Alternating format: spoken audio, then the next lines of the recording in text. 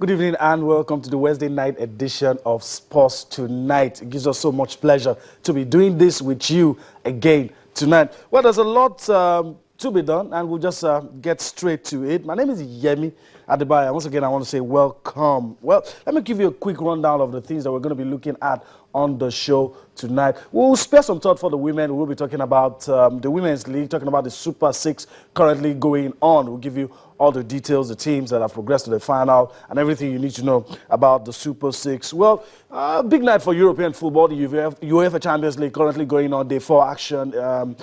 Teams, battling it out for a spot in the round of 16. So we'll be filling you in with the results as they come. Of course, we'll also spare a thought for athletics. Lamine Diak in the news.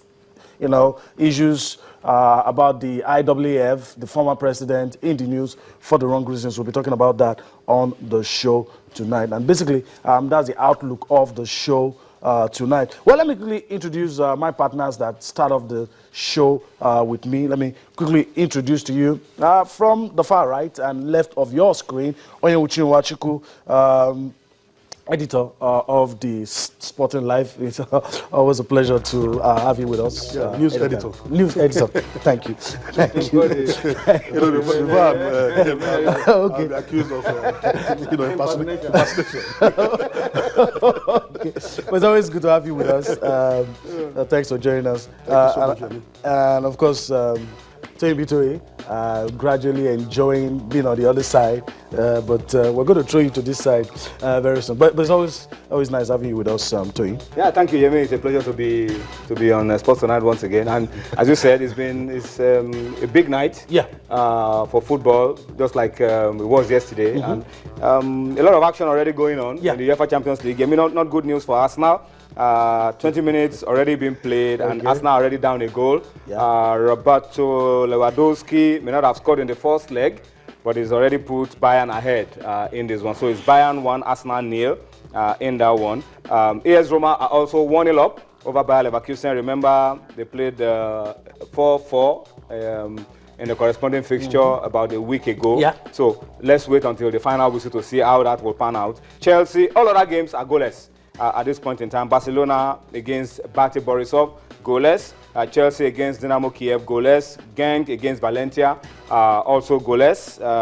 Lyon against Zenit St. Petersburg, goalless. Maccabi Tel Aviv, FC Porto, goalless. Olympiacos against Dynamo Zagreb, also goalless. So that's the story. So Arsenal fans, well, that you have considered an early goal, is that a sign of a goal rush? It's part of football. Okay, let's move on and tell you that you're very key, you are important. You can get your thoughts across to us on the show tonight. Let us know how you feel. Let's feel your pulse. UEFA Champions League currently going on.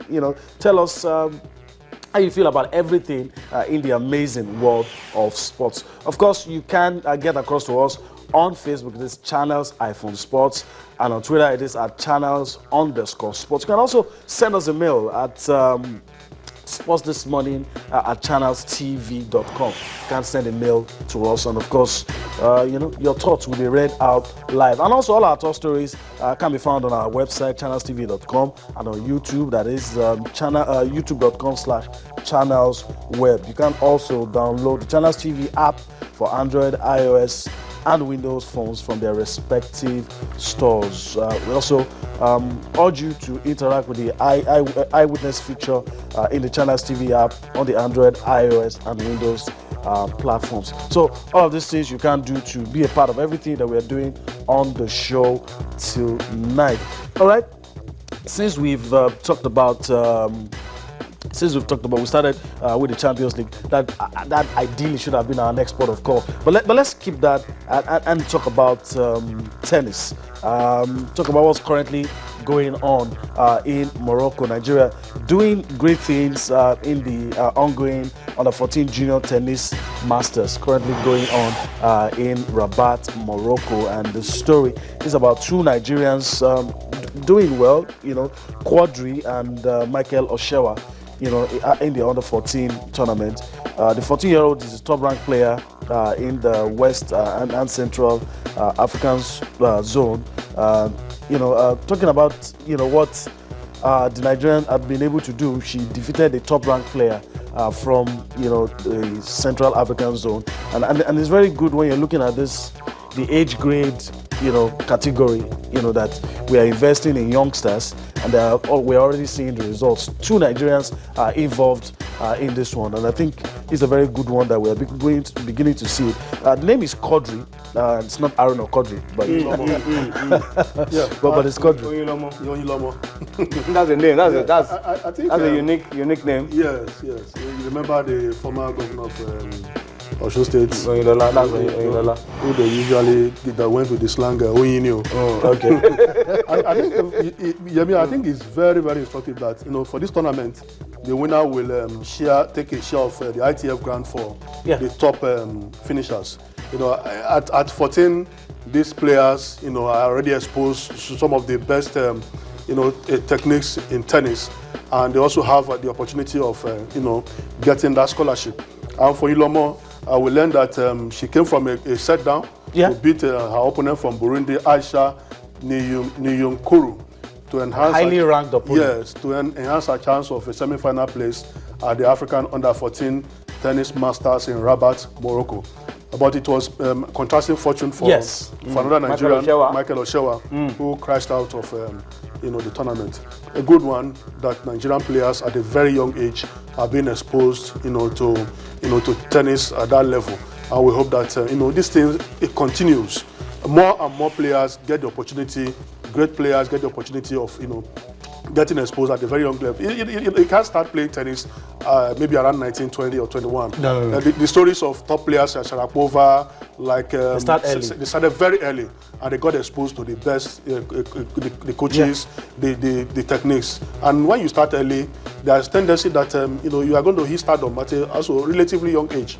So I think it's a good one. Yeah, let me bring Tony into this. When we talk about all of these things, with one Nigerian progressing, another one crashing out, it's not really the results, the involvement, the participation is what is key, and that you have to start early.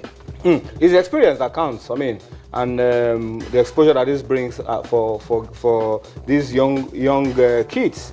We're talking about under 14 now, already feeling the weight of representing Nigeria. I mean, you carry that kind of burden on your shoulder. How much value can you place on that? It's very, very huge.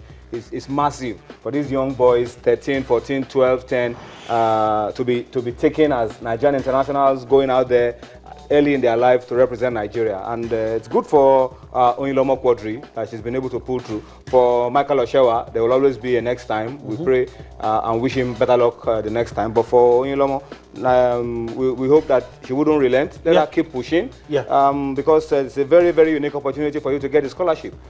Get the opportunity to be schooled and be trained with the best facilities available to you. And at this early age, the sky cannot even be your limit, because you're going to be exposed quite early, and the possibilities for growth and improvement hugely enormous for Nigeria. And we're hoping that other Nigerians will also join in. We'll be not just talking about these 2. We have many more others to talk about. Let's talk taekwondo a little on the show tonight. And it's heartwarming to hear that the annual Chikachuku Meridi Sports Foundation International Taekwondo Championship may become a world Grade 1 event in 2016. Remember the time we were talking about the Opopo Road race gradually being recognized on that level, and this again for Taekwondo, I think is good. This status, the tournament will become a point-all-in event for athletes across the globe. At least it's going to get international recognition, and I think this is a huge achievement. Yeah, I agree with you. I mean, this tournament was the first tournament in Africa to use the electronic headgear, and it has continued to attract